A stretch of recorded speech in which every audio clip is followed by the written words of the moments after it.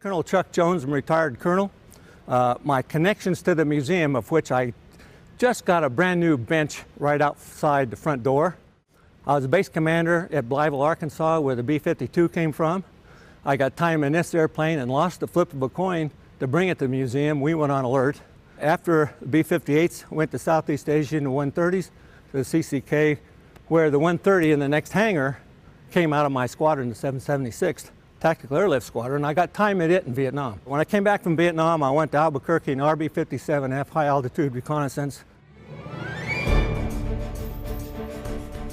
And this airplane is not just a navigator bombardier. So all the mission planning, all this target study, and just getting the airplane from point A to point B. Everything has time into entry, time over target.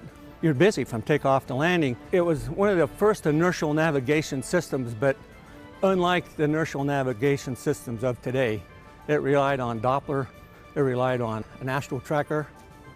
Coming back from Spain, the speed of the airplane was such that the astral tracker across the Atlantic stayed locked on the sun at 56 degrees all the way across the Atlantic until we decelerated to hit a tanker around New York City.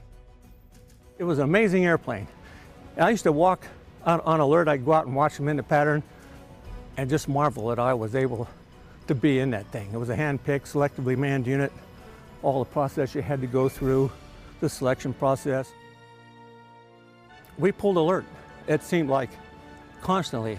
I was on alert for Martin Luther King when he was assassinated, Bobby Kennedy, when they went around the moon on Christmas Eve, when they landed on the moon in July.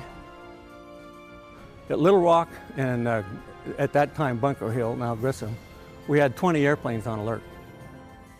Free world's first supersonic, twice the speed of sound bomber. It set 19 speed records. It was awarded 5 aviation trophies. And if you look at the patch, you'll see the 5 aviation trophies. This particular airplane won the Bendix Trophy. The last in October 1962, it was the last Bendix Trophy awarded. Jimmy Doolittle got the first one in 1928.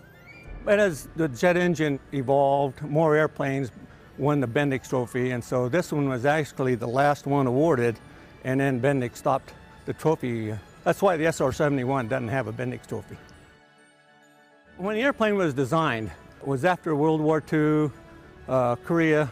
It was still high altitude bombing, and so the idea was to go in fast, drop your bomb, and leave. And so because of the design of the airplane, there's no bomb bay, and that's why the pod is there. There's 2 pods. The big pod that you see is fuel, about 24,000 pounds. And then the upper pod, if you look back there, you'll see some fins on it. About halfway in there is where the warhead is stored. And every day on alert, you had to go out there, pop the door, and you look in there and check your ready safe switch to make sure it's still in a safe position. So when you drop your weapon, that whole upper pod's like a big dart going to the weapon. But now, when Gary Powers got shot down, that changed things. And by the end of 1962, they had made 2 pylons on each side. And at Little Rock, we had Mark 43s. They were 70 kiloton to 1.1 megaton. And the bomb was a 9 megaton warhead that was in that pod. The same as a Mark 53, that big silver one down there. And so now we're low level. Now we have 5 targets instead of just 1. But you know, in this big supersonic futuristic airplane back in the 60s, 50s and 60s, was only active duty from 59 to 69.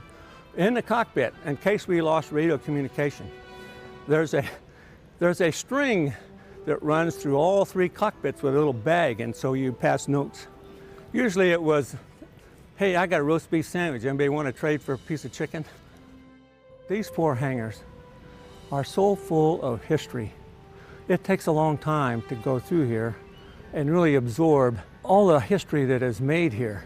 And like I tell people, the airplanes in here, they either set a speed record, they set some kind of an altitude record, they did something special. We're on a special recovery mission. We're all shot up. Everything in here has a reason. The reason we have it was because it was special, and that's why the museum has so many airplanes that have a story to tell. It takes a long time to go through and read all the story.